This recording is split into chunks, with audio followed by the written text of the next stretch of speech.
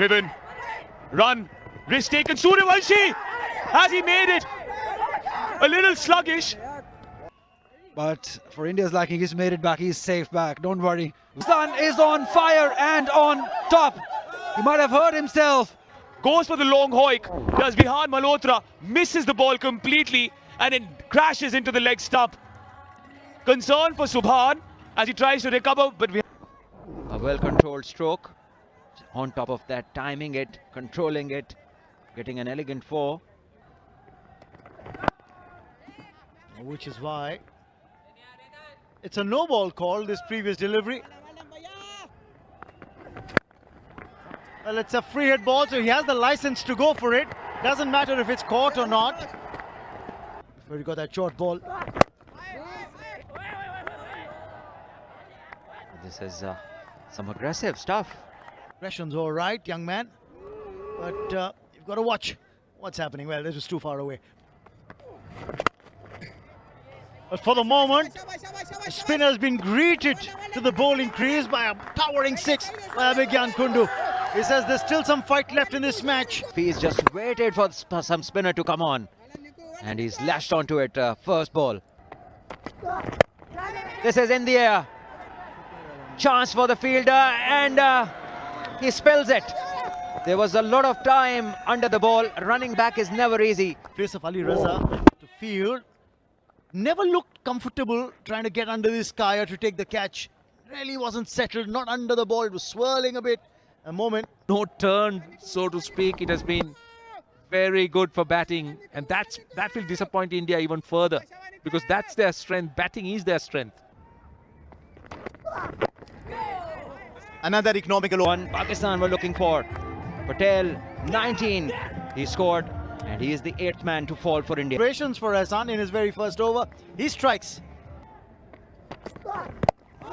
Oh, he was in all sorts of trouble there. Henil Patel somehow getting the bat in the way. Well, he was backing away, giving himself the opportunity to free his arms. And Devendran will get a... This time has a go at it. Bottom hand coming into play, getting the elevation in the shot. Once again, he looks to go big, doesn't get the timing, but Syam, he misfields one. And this is a 4, and the bowler, Hassan, isn't happy. Streaky, lucky, but 4. That's what Dipesh Devendran gets. He said, all right, I'm going to flay my bat at whatever comes my way, and we'll see what happens after that. Telling a story.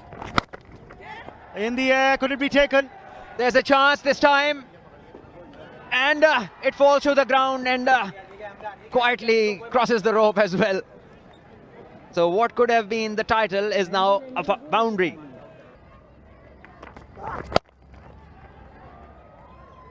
Well, Devendran's not going down without a fight. Smacks that away for 4. Well, that happens to be the best pull shot of the Indian innings.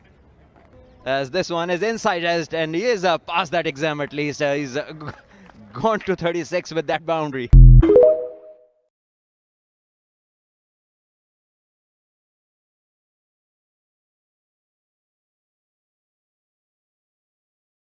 Let me start with a truth that might shake you. Being chosen by God doesn't always look holy. Sometimes it looks messy. It looks lonely. It looks like everything in your life is falling apart while others are rising.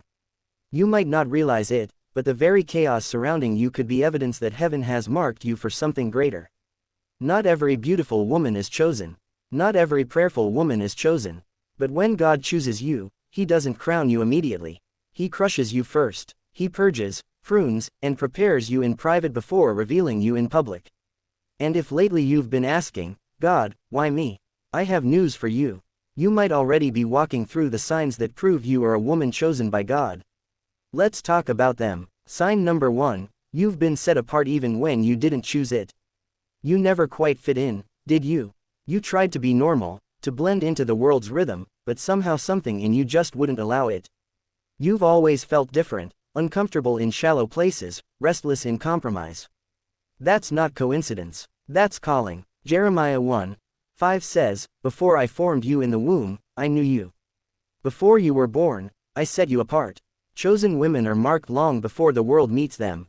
You didn't pick God, He picked you. And that divine selection will not let you blend in with what He's called you out from. So when people walk away or opportunities dry up, don't panic. God isolates who He intends to elevate. Separation is not punishment, it's preparation. Sign 2, you've walked through unusual pain, but it didn't kill you. Chosen women carry unusual oil because they've endured unusual pain. You've survived betrayals that should have destroyed your trust, storms that should have broken your faith, and losses that should have left you bitter. But here you are still standing. Why? Because your pain had purpose. Romans 8:28 says, "And we know that all things work together for good to them that love God, to them who are called according to His purpose." Nothing about your suffering is wasted. Every heartbreak shaped your compassion. Every rejection built your endurance. Every tear baptized you for ministry. You didn't go through that for nothing. You went through it because you're chosen. When the enemy saw your future, he attacked your present, but he failed because the very wounds he inflicted became the evidence of your calling. Sign 3. You carry a fire for God you can't explain. Have you ever tried to ignore the hunger for God only for it to burn hotter? You backslide yet you can't stay gone. You get distracted, but conviction won't let you rest. You love God too much to quit even when it hurts. That's the fire of the chosen.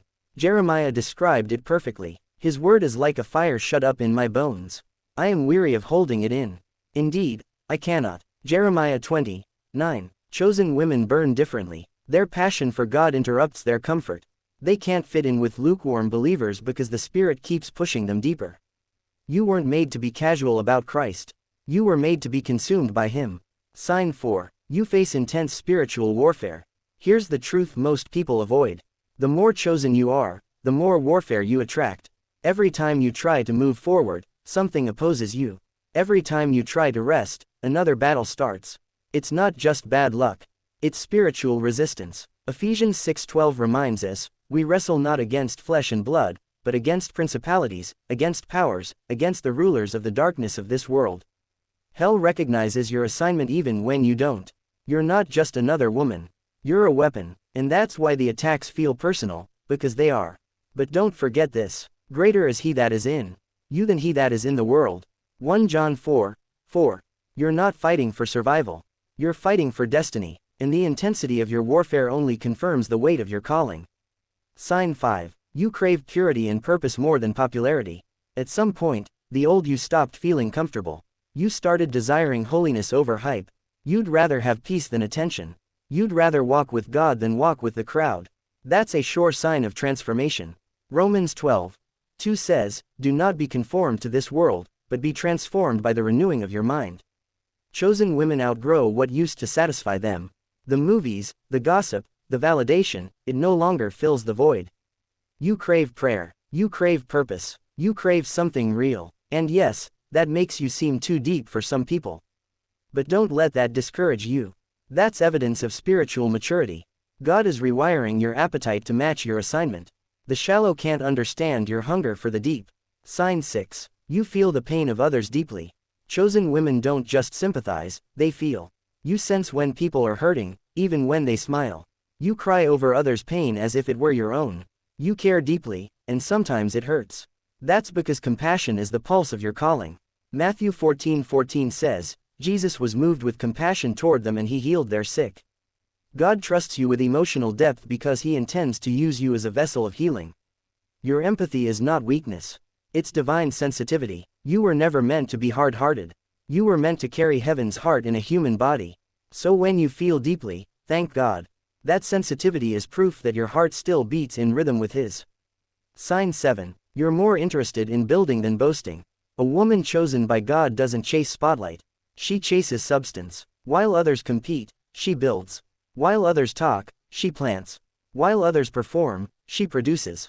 Proverbs 14:1 says, the wise woman builds her house, but with her own hands, the foolish one tears hers down.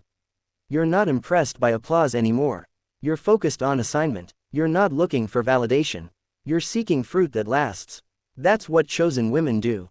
They carry wisdom beyond their age and peace beyond their surroundings. They know when to be silent, when to act, and when to wait on God. You may not be celebrated now, but heaven is watching. And when the time is right, God Himself will introduce what He's been building in secret. So, Woman of God, does this sound like you?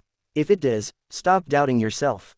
Stop downplaying your anointing. Stop calling your process a punishment. It's your preparation. You've been chosen for something sacred. That's why it's been hard. That's why it's been lonely. That's why it's been confusing.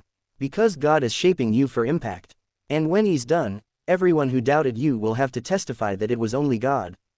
This is your season to stop hiding and start rising. Heaven is calling you by name.